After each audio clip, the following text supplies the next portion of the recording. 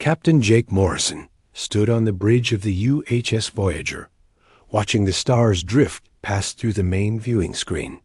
His ship was large by human standards, nearly 400 meters long and home to 300 crew members.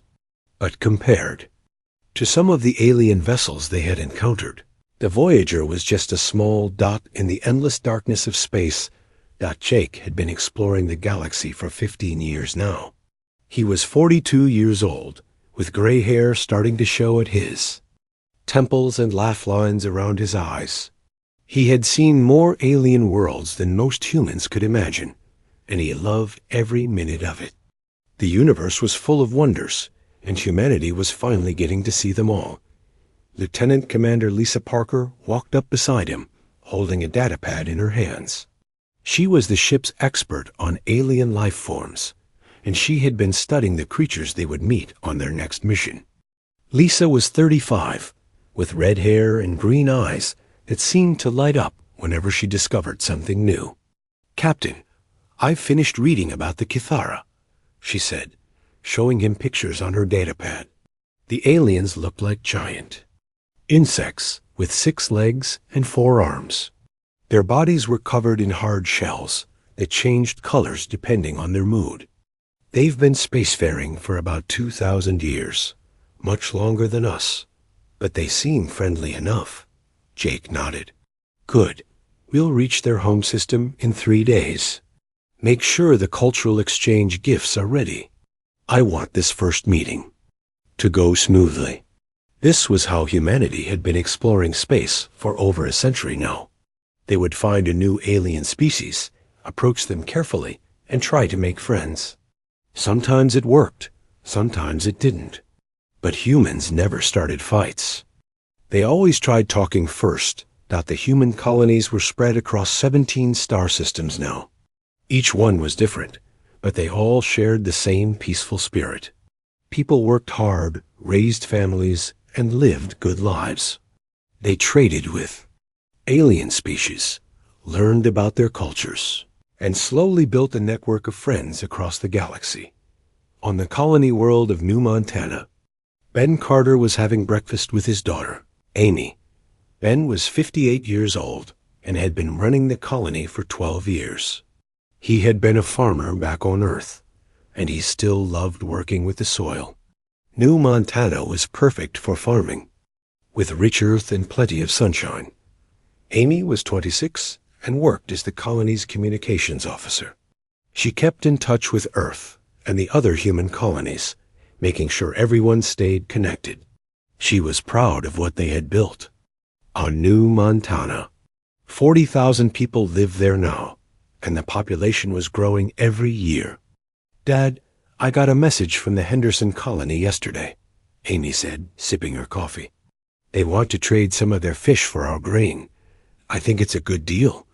Ben smiled. "Sounds fine to me. That's what the colonies are for, helping each other out." This was typical for human colonies.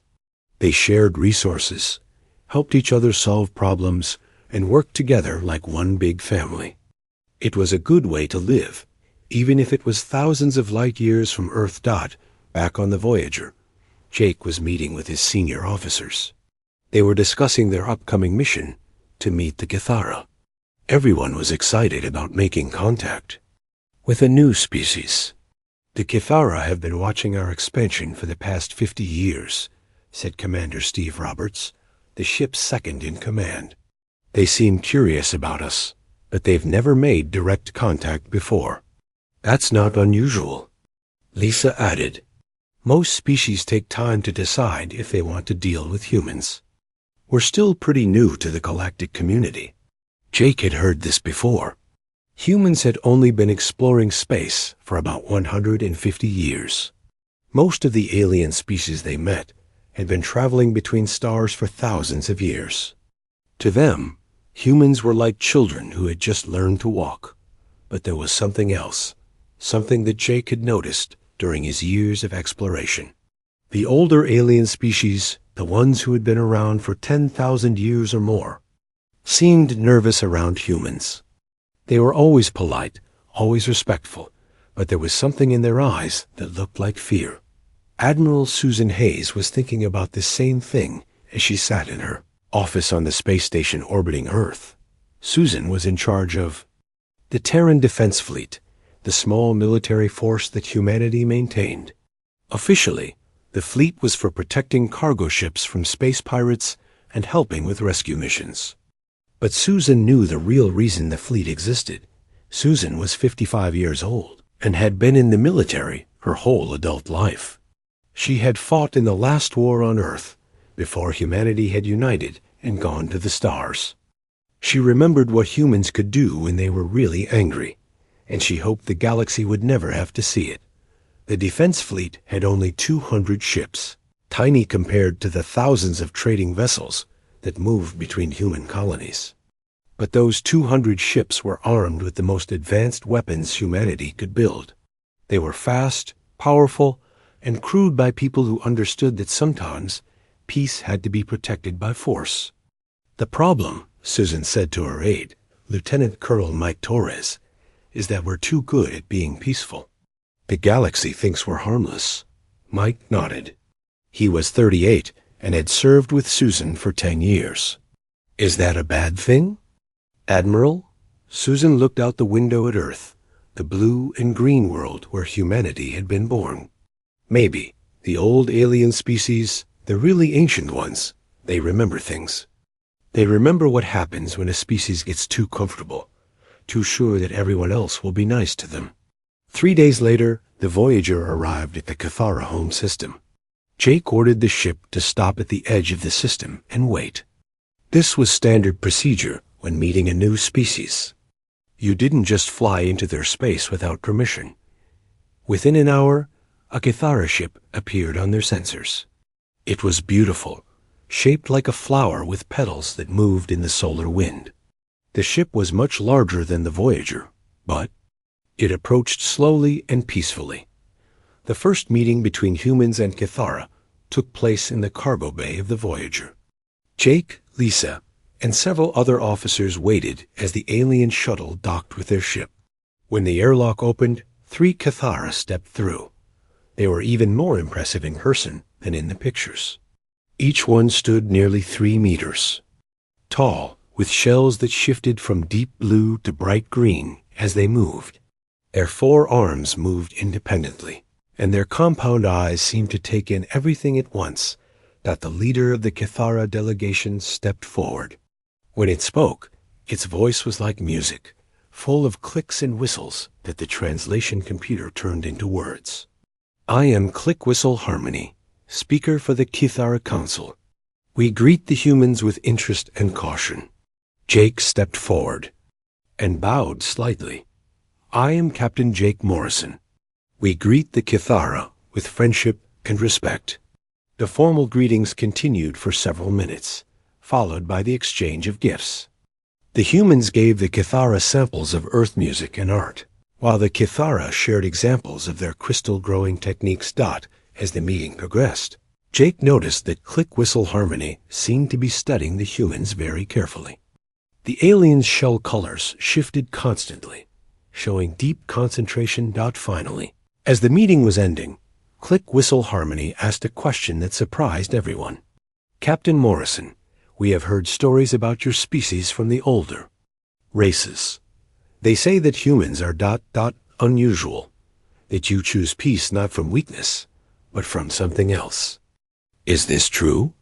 Lisa and the other officers looked at Jake, waiting for his answer. Jake thought carefully before speaking. We choose peace because we've learned that fighting usually makes things worse, he said. But if someone threatens our families or our homes, we will defend them. Click Whistle Harmony's shell shifted to a deep purple color that the translation computer said meant thoughtful concern. The ancient ones remember the old wars, Captain. They remember species that seemed peaceful until they were pushed too far. They watch your people and wonder if you are truly different, or if you are simply waiting. Jake felt a chill run down his spine. Waiting for what? For someone to make the mistake of finding out what humans do when they stop being peaceful. They Alien delegation left soon after, promising to consider trade agreements and cultural exchanges. But Click Whistle Harmony's words stayed with Jake long after the Cathara ship had disappeared into the darkness between stars. That night, Jake sent a message to Admiral Hayes, reporting on the meeting and the strange warning they had received. He didn't know it yet, but across the galaxy, ancient eyes were indeed watching humanity's expansion. And some of those ancient minds were growing tired of watching and waiting. Far from human space, in the center of the galaxy where the oldest stars burned dim and red, something ancient was waking up. The Zephyrian hegemony had slept for 3,000 years, but now their sensors were picking up signals that made them angry. Emperor Caxvor Prime stood in his crystal throne room, looking at holographic displays that showed the entire galaxy. He was 4 meters tall, with skin like polished stone, and 6 arms that ended in claws sharp enough to cut through metal. His species had ruled the galaxy for over 10,000 years, and they did not like what they were seeing now. "These humans," he said, his voice echoing through the chamber like thunder, "they are spreading like a disease. 17 systems now belong to them, 17 systems that rightfully belong to us." Standing beside the throne was Science Archon Velthurok, the Emperor's chief advisor. He was smaller than the Emperor, only 3 meters tall, but his 4 eyes glowed with intelligence that had been gathering knowledge for over 2,000 years. "My lord," Velthurok said, "the humans claim they did not know these systems belonged to the hegemony. They say they found them empty and decided to settle there." Emperor Caxvor Prime's claws scraped against his throne, leaving deep marks in the crystal. Ignorance is not an excuse. "We marked those systems as ours when their sun was young. The fact that we chose to sleep does not make them free for taking. The Zephyrians were old, older than any other species still active in the galaxy. They had conquered world after world, building an empire that stretched across thousands of systems. But success had made them tired. 3,000 years ago, they had decided to enter what they called the Great Contemplation, a time of rest, and thinking about the meaning of existence. During their sleep, they had left automated systems to watch over their territory. But the universe had changed while they slept. New species had appeared, old ones had died out, and the careful order they had built was falling apart. "What do we know about these humans?" the Emperor asked. V. Ilthurok touched the control, and the holographic display changed to show images of human ships and colonies. "They are young, my lord. They have only been traveling between stars for about 150 years. Their technology is primitive compared to ours. They use fusion drives when we mastered quantum tunneling millennia ago." The Emperor studied the images. Human ships looked crude and simple compared to Zephyrian vessels. Their colonies were small and scattered. Everything about them suggested a weak species that had gotten lucky. "They seem harmless," Velthurok continued. "Our scouts report that they prefer talking to fighting. They make friends with other species instead of conquering them. They are farmers and traders, not warriors." "That makes them even more dangerous," said a new voice. War Marshal Thuv Krax entered the throne room, his armor clanking with each step. He was a soldier, built for battle, with scars covering his shell and weapons mounted on his arms. A species that acts weak, but survives long enough to spread. Across 17 systems is not to be trusted. Emperor Caxvor Prime looked at his war leader. "Explain." "My lord, in our long history, we have seen many species try to expand into our territory. The strong ones we crush immediately. The weak ones die out on their own. But the clever ones, the ones who pretend to be harmless while they grow stronger, those are the ones that become real threats." Thuv Krax activated his own display, showing tactical information about human colonies. "Look at their defensive positions. They claim to be peaceful, but their colonies are placed to control important trade routes. Their exploration ships are armed better than they need to be for simple research. And their so-called defense fleet has weapons that could destroy planets. The Emperor's eyes narrowed. You think they are planning to challenge us? I think they are already challenging us, my lord. Every day they stay in our systems is a day they grow stronger and bolder. Soon, other species will think they can do the same thing. Meanwhile, on the human colony of New Montana, Amy Carter was working late. In the communications center. It was past midnight, but she couldn't sleep. For the past week, their sensors had been picking up strange signals at the edge of the system. The signals were faint and hard to detect. Whatever was sending them was using technology that was far more advanced than anything humans had seen. Before, Amy had sent reports to the other colonies, and they were seeing the same thing. Amy, you should go home and get some rest, said her assistant, Paul Jackson. He was a young man, barely 22, who had joined the colony just 6 months ago. Your father will be worried if you stay here all night again. Amy looked at the sensor readings one more time. Paul, look at this. The signals are getting stronger. Whatever is out there, it's getting closer. Paul studied the display. Maybe it's just space junk. Old satellites or something. Space junk doesn't move in formation, Amy said, pointing to the pattern of signals. And it doesn't use quantum encryption. This is a fleet, Paul. A big one. At that moment, Ben Carter walked into the communications center. He was carrying 2 cups of coffee and looking concerned. Amy, I saw the lights on. What's wrong? Amy showed her father the sensor readings. Ben had been a soldier before he became a farmer, and he understood what he was seeing. His face grew serious as he studied the data. How long have you been tracking these signals? He asked. 5 days. They appeared at the edge of the system, and they've been getting closer ever since. But whenever we try to get a better look, they disappear. Ben nodded slowly. That's scouting behavior. Someone is watching us, trying to figure out what we have and how we'll react. Should we call for help? Paul asked. Not yet, Ben said. But we should be ready. Amy, send a message to Admiral Hayes. Tell her what we're seeing. And activate the emergency protocols. If something is coming, I want our people to be prepared. Back in Zephyrian space, the Imperial Council was meeting to decide what to do about the human problem. The council chamber was huge, with representatives from dozens of Zephyrian worlds. They had been debating for hours, and the Emperor was growing impatient. Enough talk, he said, his voice silencing the chamber. The humans must be removed from our territory. The only question is how. My lord, said Counselor IX Thulvex, perhaps we should try diplomacy first. Send them a message explaining that they are in violation of our territorial claims. Give them a chance to leave peacefully.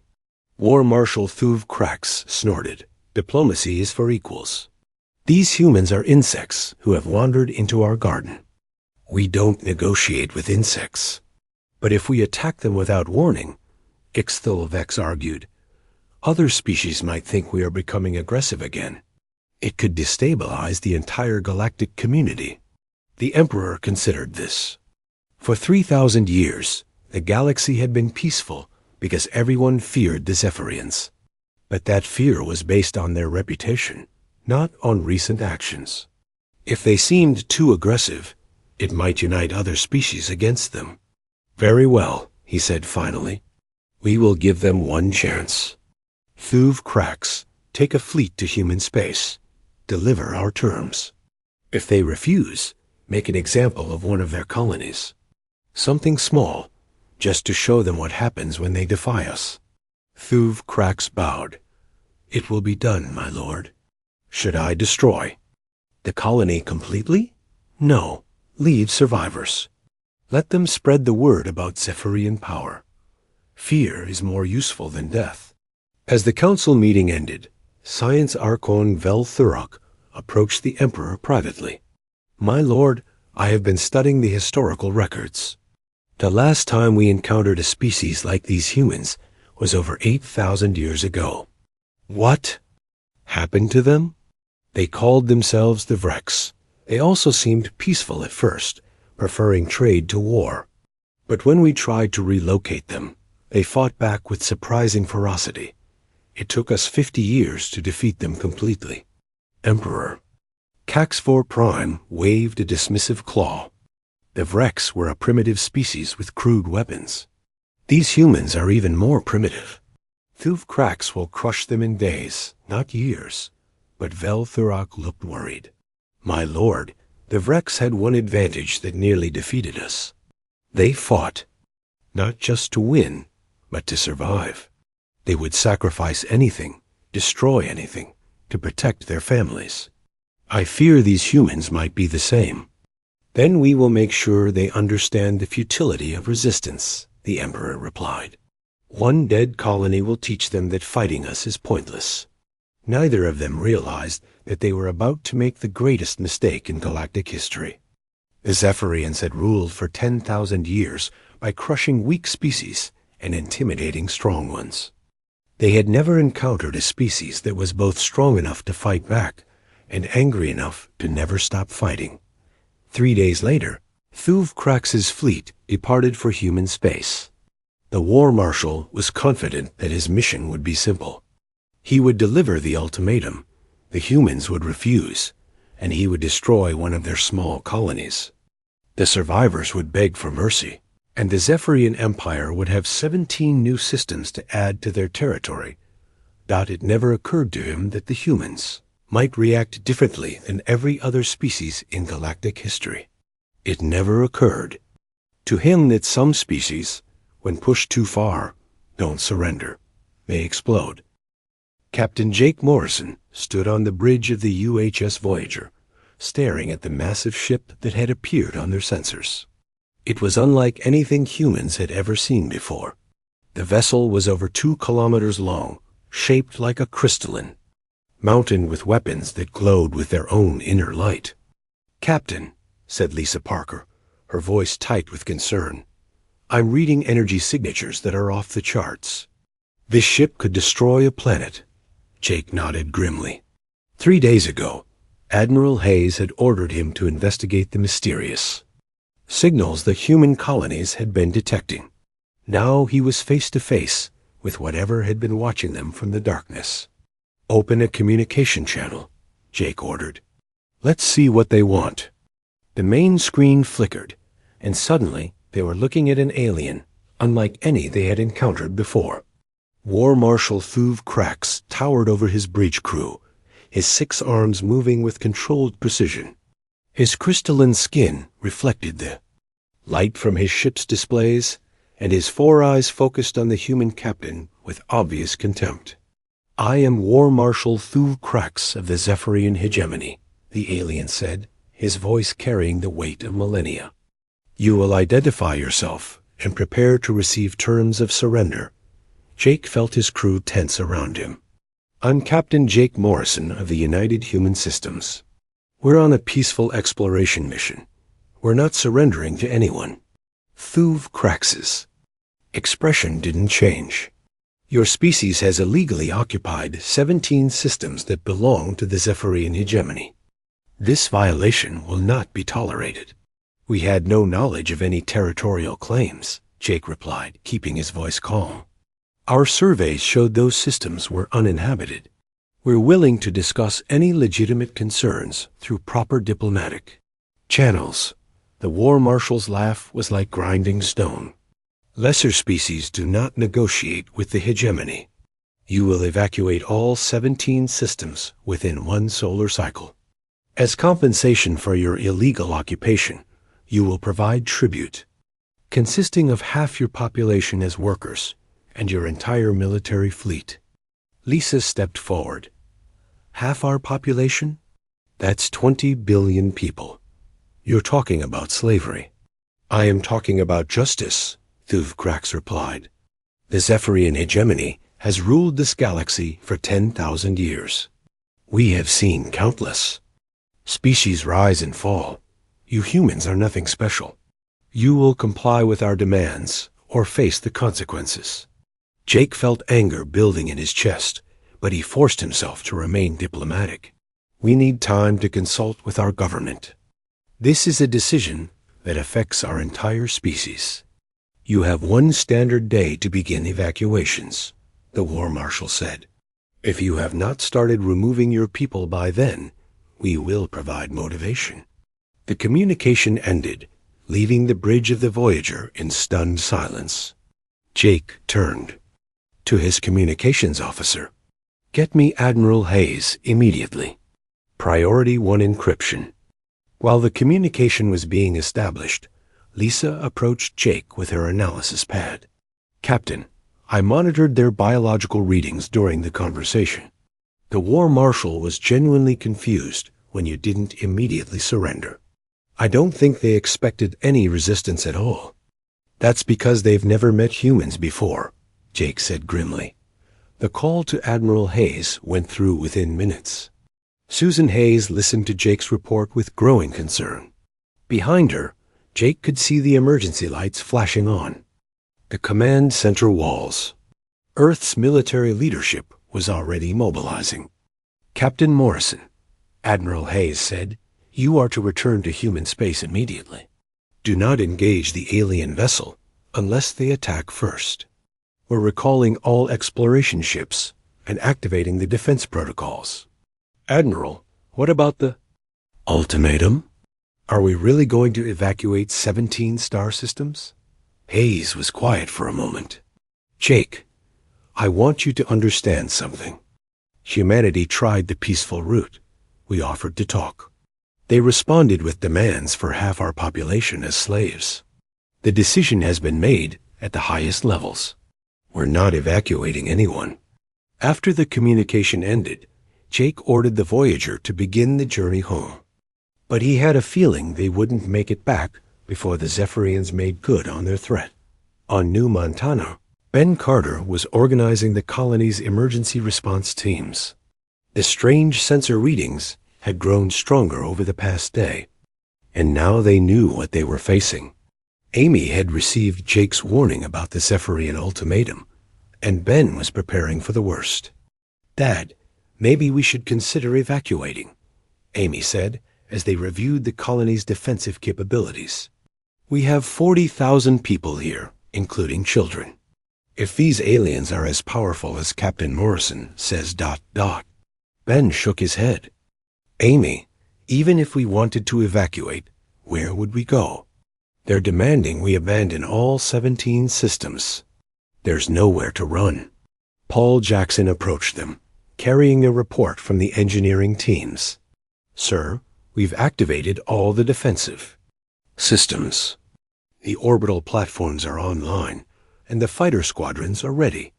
But honestly, if what we're hearing about these aliens is true, we don't stand much of a chance. Maybe not, Ben admitted, but we're not going down without a fight. This is our home. We built it with our own hands, and we're not giving it up to some ancient empire that thinks they own the galaxy. 24 hours after the ultimatum, Thuv Krax waited for confirmation that the humans had begun their evacuation. When no such confirmation came, he felt a mixture of anger and disbelief. In 10,000 years of Zephyrian expansion, no species had ever ignored their demands. War Marshal, reported his communications officer, we are receiving transmissions from the human colony worlds. They are not evacuating. In fact, they appear to be strengthening their defenses. Thuv Krax's claws scraped against his command chair. Impossible. No species is that foolish. Sir, we're also detecting increased military activity in the human home system. Their defense fleet is mobilizing. The War Marshal studied the tactical displays. The humans were actually preparing to fight. It was unprecedented. Even the strongest species they had encountered in the past had at least attempted to negotiate when faced with Zephyrian power. Very well, he said finally. They have chosen to learn through example. Target the agricultural colony designated New Montana. We will destroy their infrastructure, but leave survivors to spread word of what happens when the hegemony is defied. The attack on New Montana began at dawn. Ben Carter was in the communications center with Amy when the first Zephyrian fighters screamed through the atmosphere. The alien ships moved like liquid mercury, their weapons cutting through the human defenses with ease. All civilians to the emergency shelters. Ben ordered over the colony-wide communication system. This is not a drill. Repeat, this is not a drill. Amy was at her station, trying to coordinate with the orbital defense platforms. Dad, we're losing the satellites. Their weapons are too powerful. We can't stop them. Through the reinforced windows of the communications center, they could see the Zephyrian ships attacking the farming settlements. Beams of pure energy turned buildings to ash in seconds. The human fighters that rose to meet them were destroyed before they could fire a shot. But the colonists didn't run.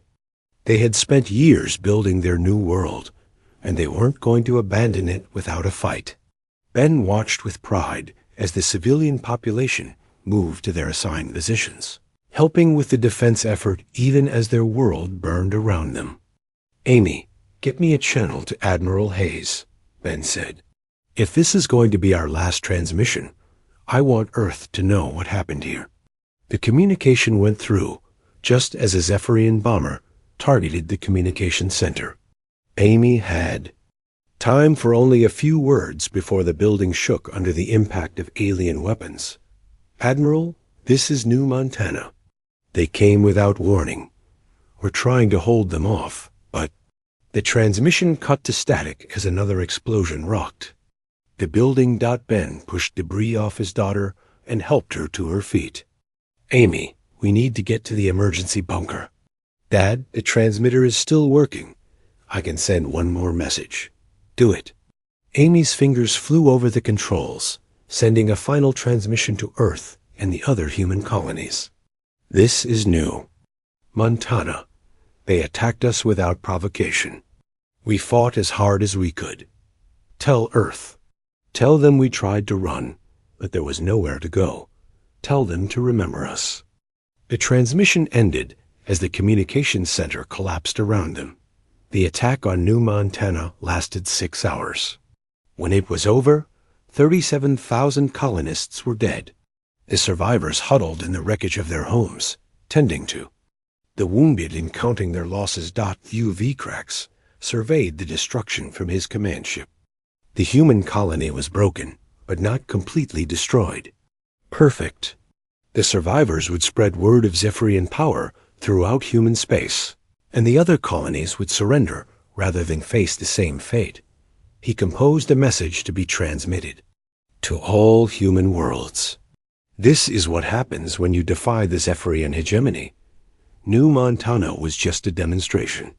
Comply with our demands immediately, or the next example will be complete annihilation. The War Marshal was satisfied with his work. He had followed the same strategy that had worked for thousands of years. Show overwhelming force, destroy enough to create fear, then offer terms. The humans would surrender within days, but Thuv Krax had made a critical error in judgment. And news of New Montana reached Earth 6 hours after the attack ended. Admiral Susan Hayes stood in the command center, watching the reports come in from the surviving colonists. The images were terrible. Entire cities reduced to ash. Families torn apart. Children crying for parents who would never come home. Around her, the military leaders of humanity were gathering. These were people who had spent their careers hoping they would never have to use their training. Now they watched the footage from New Montana, and their faces grew hard with determination. How many survived? Asked General Robert Kim, commander of the Marine Corps. About 3,000, Hayes replied, out of 40,000 colonists. The Zephyrians targeted civilian areas specifically. This wasn't a military strike. This was terrorism. President Maria Santos entered the command center, her face pale but resolute. She had been in emergency meetings for the past 4 hours, consulting with the leaders of every human colony. The decision was unanimous. "Admiral Hayes," the president said, "the Colonial Council has voted. We're authorizing a full military." Response: "The Zephyrians wanted to send us a message. We're going to send them one back." Hayes nodded. "Ma'am, I need you to understand what that means. Our intelligence suggests the Zephyrians have been the dominant military power in the galaxy for thousands of years. If we go to war with them, it won't be a small conflict. It will be total war." "They killed 37,000 civilians," Santos replied. "They demanded half our population as slaves. This isn't a choice anymore, Admiral. This is survival." Within hours, every human world was mobilizing for war. On industrial planets, factories that had been making farming equipment started producing weapons. Shipyards that built cargo vessels began constructing warships. The peaceful giant of the galaxy was waking up, and it was angry. Captain Jake Morrison had returned to human space just in time to witness the transformation. The Voyager was now part of a growing fleet assembling at the edge of the Sol system. Jake stood on his bridge, watching dozens of ships arrive every hour. "Captain," said Lisa Parker, "I'm reading military vessels I didn't even know we had." "Where did all these ships come from?" Jake smiled grimly. "They were always there, Lisa. We just kept them hidden. Turns out humanity learned a long time ago that speaking softly is fine, but you better carry a big stick." The human fleet was growing by the hour. Ships that had been disguised as cargo vessels revealed their true nature. Mining platforms turned out to be mobile weapons platforms. Even some of the exploration vessels, like the Voyager, were being refitted with military equipment. Commander Rick Davis arrived at the fleet assembly point aboard the UHS Retribution, a massive warship that officially didn't exist. Rick was 45 years old and had been preparing for this day his entire career. He was one of humanity's top military strategists, and he understood something that the Zephyrians had missed. "The aliens think they're dealing with farmers and traders," he told his staff. "They have no idea that every human colony has been preparing for war since the day it was founded. They think we're weak because we choose peace. They're about to learn the difference." On the factory world of New Berlin, Kate Williams was overseeing the conversion of civilian production to military needs. Kate was 52 and had been running manufacturing operations for 20 years. She had never thought she would be building weapons of war, but the images from New Montana had changed everything. "How long until we have the first batch of fighters ready?" she asked her production manager. 18 hours, ma'am. But that's just the beginning. We're retooling every factory on the planet. By the end of the week, we'll be producing more military hardware than the Zephyrians have built in the last century. This was happening on every human world. The species that had seemed so peaceful was revealing its true nature. They hadn't been weak. They had been prepared. Meanwhile, War Marshal Thuv Krax was feeling confident about his victory over the human colony.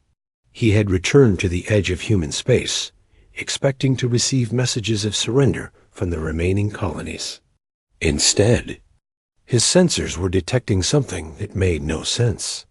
"War Marshal," reported his sensor operator, "I'm reading massive energy signatures from the human home system.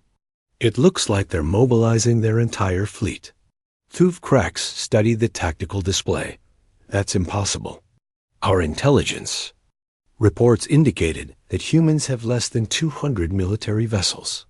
Sir, I'm counting over 1,000 ships already, and more are arriving every hour." The War Marshal felt the first stirring of concern. "Are you certain these are military vessels?" "Yes, sir. They're armed with weapon systems that are far more advanced than our projections indicated. Sir, I think we may have underestimated human military capabilities. Thuv Krax dismissed his concerns. The Zephyrian Empire had ruled the galaxy for 10,000 years. No young species could challenge their military might.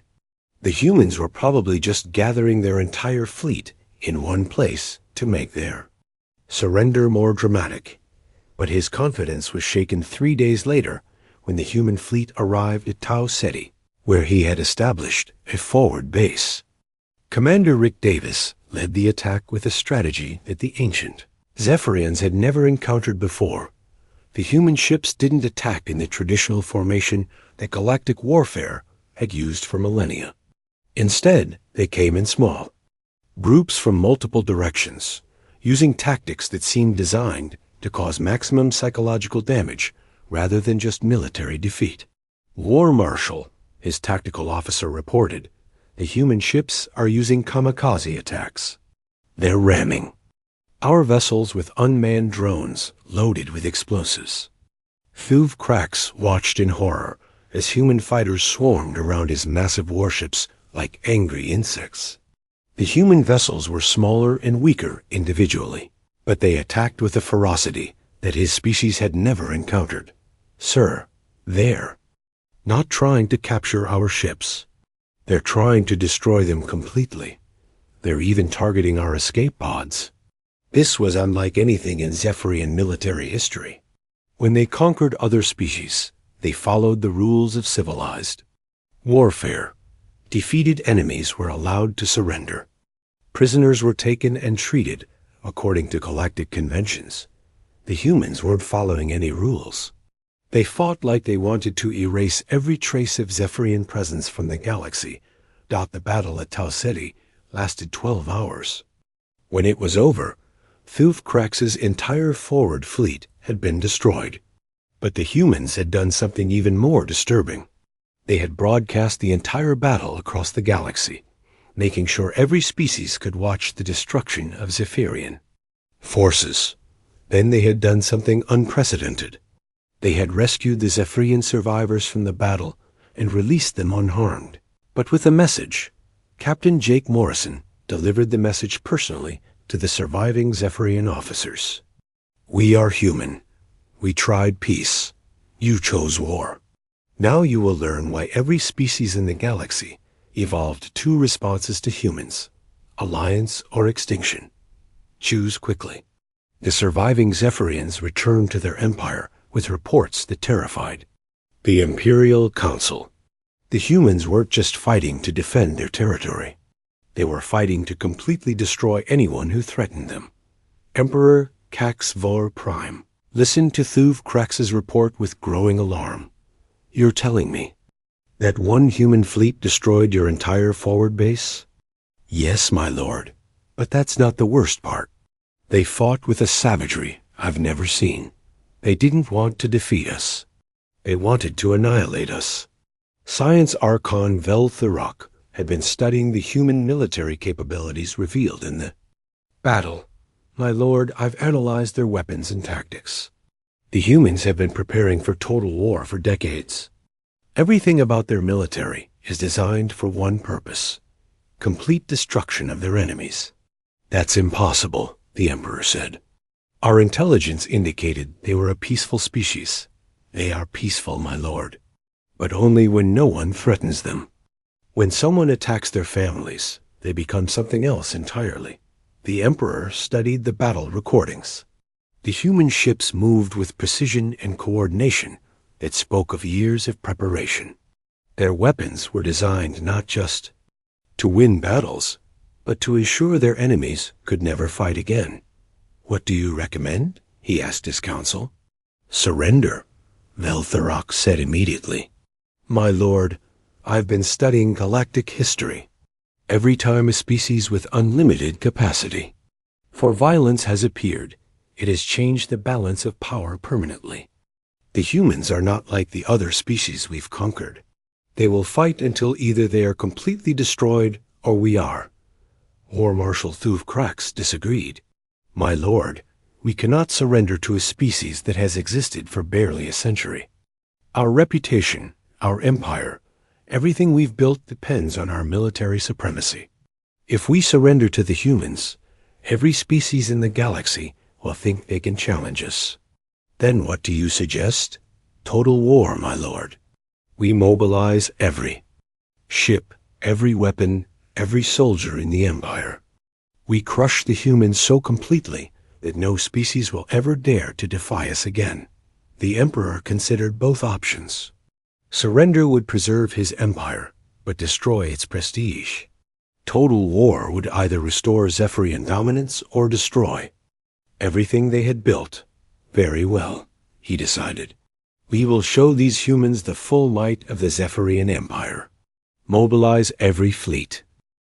The war that followed lasted exactly 97 days. Not because it was evenly matched, but because it took that long for human forces to hunt down every Zephyrian military installation across the galaxy. Admiral Susan Hayes commanded the campaign. From the UHS Retribution, a massive warship that had been built in secret over the past 20 years. The ship was named for the fallen colonists of New Montana, and every human who served aboard it carried the memory of those 37,000 murdered civilians. Admiral, reported her communications officer, we're receiving surrender requests from 12 more Zephyrian worlds. They're asking for terms. Hayes studied the tactical display showing human fleets spread across hundreds of star systems. Tell them the same thing we've told all the others. Unconditional surrender. Complete disarmament. War crimes tribunals for anyone involved in attacking civilians. The Zephyrians had tried every strategy that had worked for them over 10,000 years of conquest. They had attempted to intimidate humanity with displays of superior technology. They had targeted human civilian populations to break their will to fight. They had even offered negotiated settlements that would have given humans favorable terms. None of it worked. Commander Rick Davis had become the face of human military strategy during the war. His fleets didn't just defeat Zephyrian forces. They systematically dismantled the entire military infrastructure of the ancient empire, making sure it could never threaten anyone again. Commander, his tactical officer reported, the Zephyrian 7th Fleet is requesting permission to withdraw from the Vega system. Denied, Davis replied without hesitation. They came to human space to kill our people. They don't get to leave until every ship is destroyed or surrendered. This was how humans fought. They didn't seek territory or tribute. They wanted to ensure that the Zephyrian Empire could never again threaten innocent people. Every battle was fought with overwhelming force, designed to completely eliminate enemy military capability. Captain Jake Morrison now commanded a task force of 50 ships, hunting down the remaining Zephyrian fleets in the Outer Rim systems. His ship, the Voyager, had been upgraded with weapons that could destroy planets, but Jake took no pleasure in the power. Captain, Lisa Parker said, approaching him on the bridge, we're receiving a diplomatic transmission from a Zephyrian cruiser. They want to discuss surrender terms. Jake nodded. Put them through. The alien who appeared on the screen was not War Marshal Thuv Krax, but a smaller Zephyrian with the markings of a diplomat rather than a warrior. The creature's shell was pale with fear, and its 4 eyes darted nervously as it spoke. I am Negotiator Vexthul Prime of the Zephyrian Diplomatic Corps. I come bearing an offer of peace from Emperor Caxfor Prime himself. I'm listening, Jake said, though his expression remained cold. The Emperor acknowledges that the attack on your colony was ... excessive. He is prepared to offer substantial reparations and a formal apology. In exchange, hostilities would cease immediately. Jake was quiet for a moment, thinking of Ben Carter, and his daughter Amy, and the 37,000 other people who had died for no reason other than Zephyrian arrogance. Negotiator, let me explain something to you. Your empire had 10,000 years to learn how to coexist peacefully with other species. Instead, you chose to rule through fear and violence. You attacked our people, because you thought we were weak. Now you want to negotiate because you've learned we're not. The Zephyrian diplomat's shell shifted to a deeper shade of blue. Captain, surely we can find a solution that doesn't require the complete destruction of our civilization. Your civilization isn't being destroyed, Jake replied. Your military is. There's a difference. When this war is over, your people will still exist. They'll still have their worlds and their culture, but they'll never again have the power to commit genocide against innocent colonists. On the factory world of New Berlin, Kate Williams was overseeing the production of humanitarian supplies for the liberated worlds that had been under Zephyrian control. The same factories that had been building weapons of war were now producing food, medical supplies, and construction equipment. Kate, her production manager, said, "We're getting requests for aid from over 200 worlds." Apparently, the Zephyrians had been taking tribute from these planets for thousands of years. Now that their fleets are gone, these species are free for the first time in millennia. Kate smiled. This was what the war had really been about. Not conquest or revenge, but liberation. The Zephyrians had ruled through fear for so long that hundreds of species had forgotten what freedom felt like. "Double our production of medical supplies," she ordered, "and start manufacturing communication equipment. These worlds are going to need to talk to each other if they're going to build a better galaxy." Emperor Caxvio Prime sat alone in his crystal throne room, watching the reports of his empire's collapse. World after world was surrendering to human forces. His ancient fleets, the terror of the galaxy for 10,000 years, were being destroyed or captured with ease. Science Archon Vel Thurak entered the chamber, his 4 eyes dim with exhaustion. "My lord, I have the final casualty reports. We have lost 98% of our military capability. The humans have surrounded our home system. They're demanding your personal surrender." The Emperor's claws scraped against his throne. What terms are they offering?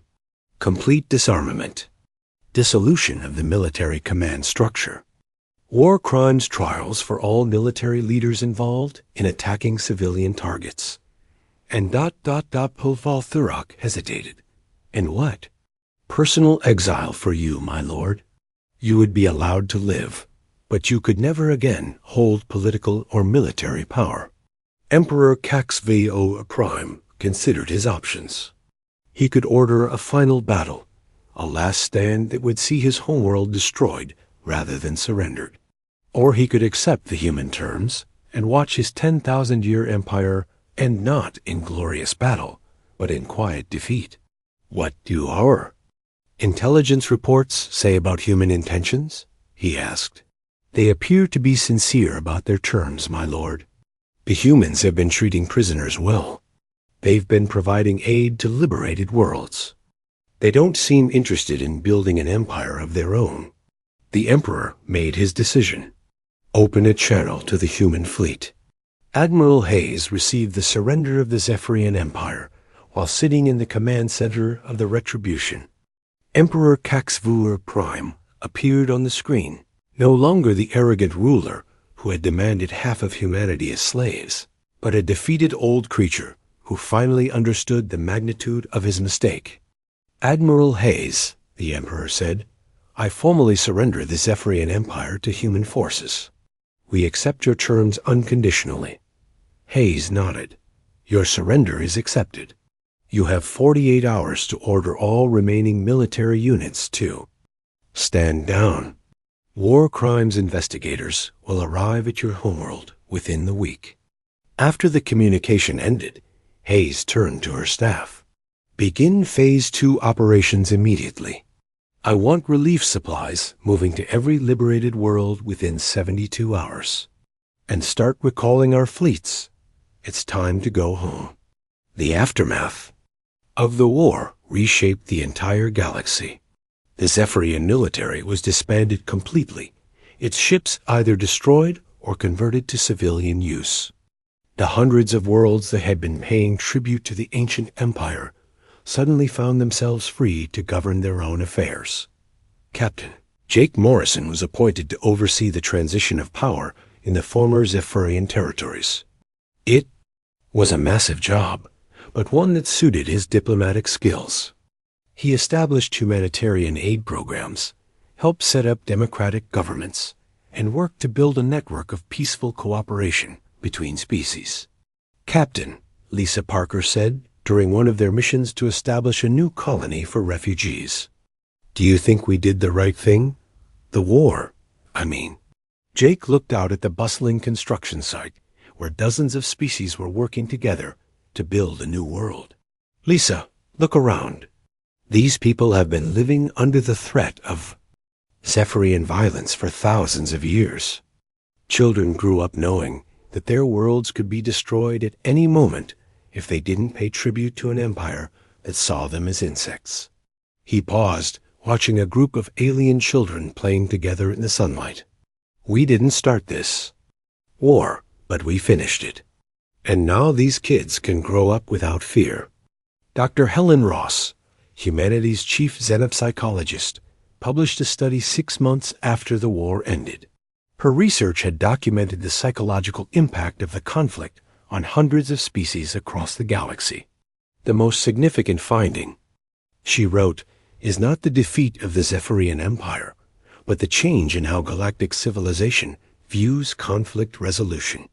For the first time in recorded history, a major war was fought not for conquest or resources, but for the principle that civilian populations should be protected from military aggression. The study went on to document how species after species had changed their own military doctrines in response to human tactics. The old model of warfare, where civilian populations were considered legitimate targets, was being abandoned across the galaxy. Commander Rick Davis retired from active military service and became an instructor at the new Galactic Military Academy, which had been established to train peacekeepers from dozens of worlds. His first lecture to each new class of students always began the same way.